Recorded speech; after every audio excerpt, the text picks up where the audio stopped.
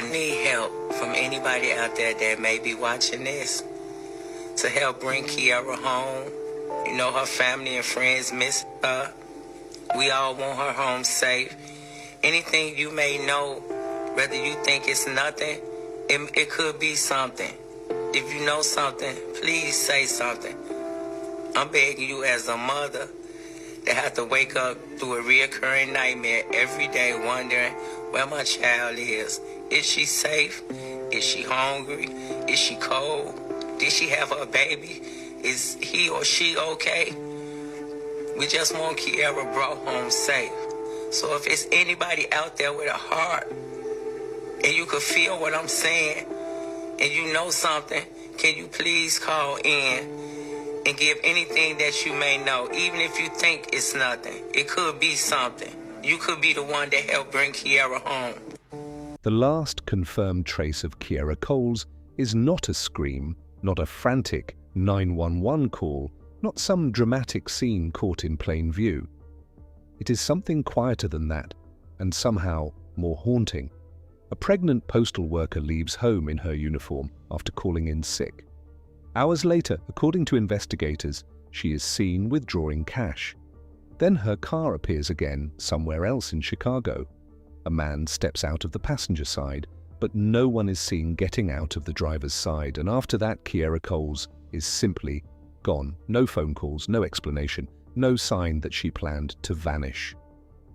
Her purse was left behind, her phone was left behind, her lunch was still there. The life she had been living did not look like the life of someone preparing to disappear.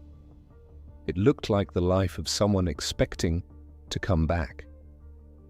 And what investigators later uncovered would only deepen the mystery, because this was not just a missing person case. It was a story filled with silences, shifting timelines, and one question that still refuses to go away. What really happened to Kierra Coles? Before she became the subject of news reports and case timelines, Kierra Coles was a daughter, a friend, a woman with routines, obligations, and plans that seemed to be moving towards something hopeful. She was 26 years old, living in Chicago, working for the United States Postal Service, and according to public reporting, she was around 3 months pregnant when she disappeared on October 2, 2018. Her family described her as responsible and close to the people she loved. She was not someone known for cutting off contact. She was not someone who moved through life carelessly. The details people remembered about her were ordinary in the best way. She worked, she checked in. She had people who expected to hear from her, and she usually gave them no reason to worry. That is what makes the early part of this story so painful. There was no obvious sign, at least publicly, that Kierra was standing on the edge of some sudden disappearance. In fact, the opposite seemed true. Reports say she had been speaking with her mother about baby items. There was excitement in that, even if it was the kind of quiet excitement families build in private. A pregnancy changes the way people imagine the future. It turns abstract plans into real ones. Rooms begin to mean something else, money means something else, time means something else.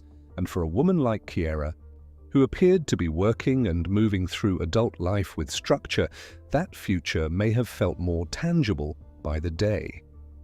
Which is why the emptiness she left behind would later feel so unnatural. Chicago itself is part of the emotional architecture of this case. It is a city where people live close to one another, but can still vanish into distance, into side streets, into everyday motion. On the morning Kierra disappeared, nothing outwardly dramatic announced what was about to happen. According to reporting, she called in sick to work. That fact alone might have meant very little if the next detail had not made it so strange. Surveillance later showed her leaving home in her postal uniform anyway. It is one of those details that stays with you because it feels like a contradiction with a missing piece in the middle. Why call in sick and then leave dressed for work? Was she trying to keep up appearances? Had her plans changed? Was she meeting someone? Or was there another explanation investigators have never publicly revealed? That small inconsistency became the first crack in the surface.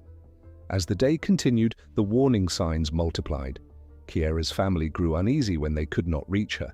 That concern did not come from nowhere, it came from familiarity. The people who know you best can sense when silence means something. When a welfare check was eventually requested, what police found inside her apartment only made the situation harder to explain as a voluntary disappearance. Reports say her cell phone was still there, her purse was still there, her car had not been taken in any ordinary sense at that stage, and even her packed lunch had been left behind. It looked less like someone leaving for a new life and more like someone stepping out briefly, expecting to return in a matter of hours. But she never did. And that was the moment the ordinary world around Kierra Coles began to collapse into mystery. In missing person investigations, the first hours matter, but so do the first impressions. What detectives, family members, and reporters begin to believe in those early days can shape public understanding for years. In Kierra's case, early coverage circulated video that many viewers took as a sign of her last movements. But that was not the only confusion. The image of Kierra as a woman simply walking away from her life never fit well with the facts being described around her apartment, her pregnancy, and her daily habits. The more people looked at the outline of the case, the more they seemed to come back to the same conclusion. Something felt wrong here, not loud wrong, not theatrical wrong, quiet wrong. The kind that takes time to understand because the scene does not immediately reveal the damage. It only hints that something important has been removed, and in this case, that something was Kierra herself. What came next made the mystery even harder to ignore. Years passed before investigators publicly shared a fuller account of Kierra's final known movements, and when they did, the case took on a different shape. In July 2022, Chicago police said surveillance footage showed a man arriving at Kierra's apartment on the day she disappeared. According to investigators, he entered the residence, and later, he and Kierra left together in her car, with Kierra driving. That detail changed everything, because it suggested she was not simply alone in the hours before she vanished.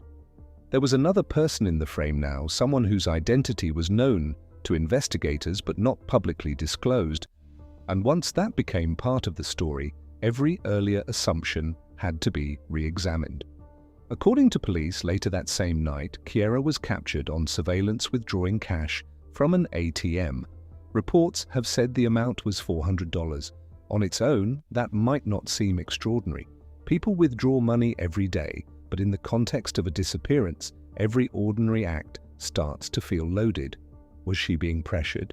Was the withdrawal her choice? Was someone with her off camera? Investigators have not publicly answered those questions, and that uncertainty is part of why the case still grips people. The ATM footage was not closure. It was another fragment, another small piece of a timeline that still refused to become a full picture. Then came one of the most unsettling details in the case.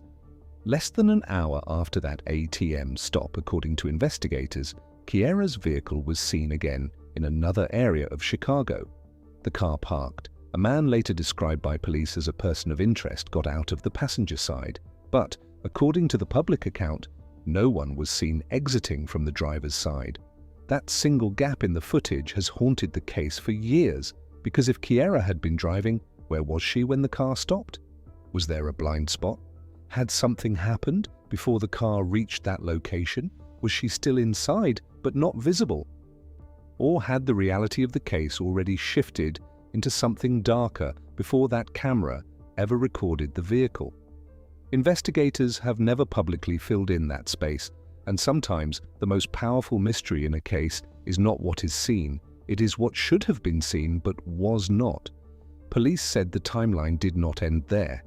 The next morning, according to investigators, the same person of interest returned to Kierra's apartment building in her vehicle, went inside and later came out carrying items that have not been publicly identified. After that, police said he left in his own car, which had reportedly been parked nearby overnight. On paper, these details are simple, but emotionally they are devastating. because by that point the story no longer felt like a woman who had drifted away from her life. It felt like a life being moved around after she herself was no longer in control of it. That is an inference, not a proven legal conclusion, and it is important to be careful. But the sequence, as publicly described, is exactly why this case has remained so disturbing. Each new detail creates the sense that Kierra's absence was not random. It was wrapped in actions that seem purposeful, even if the reason behind them remains hidden. And yet, for all the suspicion that grew around the case, the public never got a clean answer. Police said the person of interest gave varying accounts about the last time he saw Kierra, but he was never publicly named as a suspect in formal charging documents, at least not in the reporting available, and no arrest has been announced in connection with her disappearance. That leaves the case in a painful and frustrating position. There is enough publicly known information to suggest that investigators believed something serious happened, but there has not been enough, or at least not enough revealed, to bring the story to a courtroom. And that gap between suspicion and proof is where many families of the missing remain trapped for years. One of the most revealing turns in the public narrative came not from a dramatic evidence release, but from the correction of an old assumption. In 2021, Kierra's mother told NBC Chicago that a woman shown in widely circulated surveillance footage was not actually Kierra. She said detectives had asked her not to say that sooner, reportedly for investigative reasons. That matters because it shows how easily a case can take shape in the public imagination around mistaken images. For years, viewers may have believed they were seeing Kierra walk through part of her final day, but according to her mother, they were not. And when that kind of correction happens, it forces a deeper question. If the public was looking at the wrong woman, what else about the timeline has felt more complete than it really is? There are also deeply personal questions around Kierra's relationships, and these need to be handled with care. Public reporting has referenced her longtime boyfriend, identified in media coverage as Josh, and later coverage tied to a documentary re-examination raised the possibility that Kierra may have been seeing another man, but that possibility has not been established as a final, official conclusion, and it should not be treated as one. Still, the existence of that thread matters because many cases of disappearance are built not just from physical evidence, but from emotional landscapes investigators are trying to map after the fact. Who knew what? Who expected to see her? Who may have been living with information they did not share early? These are the kinds of questions that can redirect an investigation, even when the public is only allowed to see part of the picture. If you have followed cases like this before, you know that sometimes the smallest personal detail becomes the hinge everything else swings on. As the years passed, Kierra's family did what families in unresolved cases are forced to do. They kept speaking her name into a world that had not given her back. They pushed for attention. They kept the case alive. Reward money increased over time, and reporting has said the reward reached $68,000 for information leading to an arrest and conviction. But money can only do so much when fear, silence, or missing evidence stand in the way. The real force in cases like this is often the family's refusal to let the victim become a memory people stop actively searching for. Kierra's mother and father have remained part of that effort, returning again and again to the same unbearable place, asking the public for one answer that has never come. And this is where the case settles now, in that terrible space between visibility and resolution. Kierra Coles did not disappear into myth. She disappeared into evidence, into surveillance clips, leftover belongings, conflicting accounts, and a timeline that seems to point somewhere investigators still cannot fully close. She was a young woman preparing for motherhood. She had a job, routines, a family, and a future people around her believed in. Then in one day, that future was interrupted, and the interruption has never been explained in public with the certainty her family deserves. What remains is not just mystery, but emotional residue. The image of a lunch left behind, a phone untouched, A car moving through the city after the person who should have been driving it seems to vanish from view. Those details stay with people because they feel intimate, they feel human, they feel close enough to touch, and yet they still do not answer the central question. So after all these years, after all the footage, all the theories, and all the silence, the question remains exactly where it began. When Kierra Coles stepped out into that ordinary Chicago day, who knew more than they ever admitted, and what happened in the missing space between the last sighting and the life she never got to return to?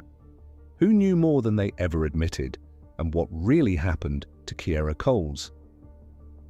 Share your thoughts respectfully in the comments and subscribe for more carefully told true crime stories.